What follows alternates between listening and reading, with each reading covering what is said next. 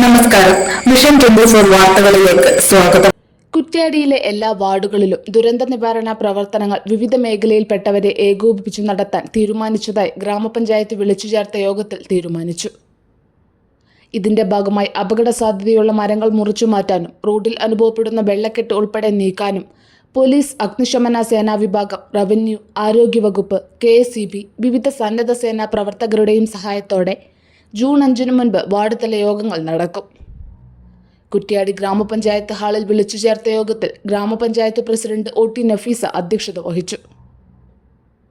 ഗ്രാമപഞ്ചായത്ത് vice president TK Mohandas master വിശദീകരണം നടത്തി.